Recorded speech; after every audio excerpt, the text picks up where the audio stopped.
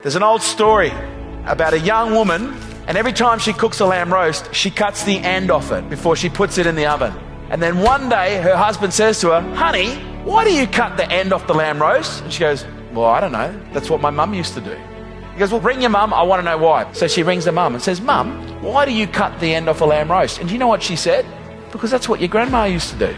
She goes, "Let's do a group call and we'll ring her right now." And they ring Grandma. She says, "Hello, Grandma, why did you used to cut the end off a lamb roast?" And she goes, "Well, honey, when I used to cook a lamb roast when you were young, our ovens weren't very big, so that was the only way we could fit them in the oven."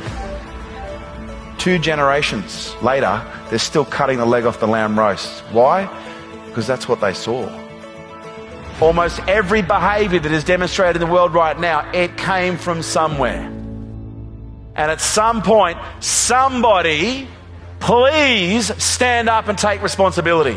Because we can point to somebody else. That's the fucking easy part. Anyone can blame. But at what point do we stand in front of the mirror and point at ourselves and go, "You know what? Maybe I'm actually part of the problem." Right now, we are surrounded by a disproportionate amount of entitled individuals who think they deserve a better world, but they're willing to do nothing to create it. All the dysfunction we're seeing in the world, it's not new. It's been there forever. It's now visible because of social media. It's now visible because we're seeing dysfunctional behaviors being documented more than ever before. Police brutality in America, and that's been happening forever. Okay, the only difference now is people are videoing it. Domestic violence, been happening for a very long time. Women being mistreated by misogynist, entitled, egotistical, arrogant pricks, it's been happening for a long time. Only difference now, women are speaking up. All this that is going on in the world right now, this ain't new. This is old news. And one or two things is going to happen. We're going to see this and we're going to go, "Well, isn't that just the way that it is?" Or we're going to go, "Enough's enough."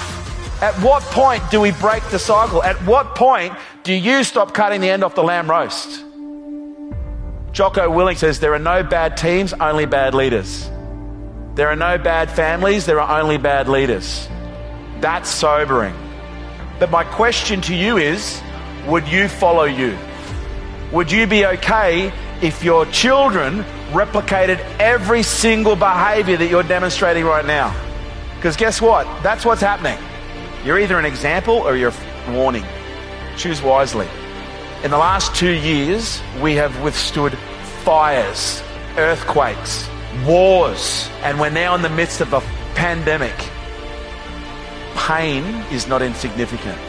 Pain, based on history, has been the greatest awakener that this world has ever seen.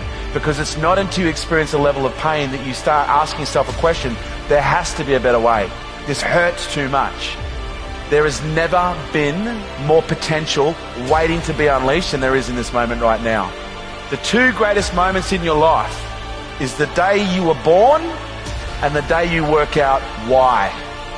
And I would suggest most of you are tiptoeing through life right now trying to get to death safely, rather than opening the door every day and jumping out of the plane and facing death head on.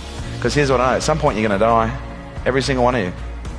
But there's one thing that lives forever, and do you know what that is? It's legacy. And my question to you is, what do you want your legacy to be? What do you want to be remembered for? Because right now, you are writing in the history books your legacy. So you're either going to wait to nearly die, or you could just live now. The choice is yours. And have you ever watched a good movie where there was just that surprise twist at the ending that you didn't see coming? Maybe that's going to be your life. Maybe there's about to be a massive plot twist.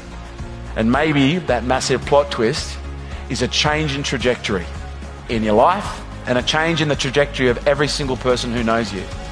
But you need to find something that you're willing to die for, and then you need to live for it.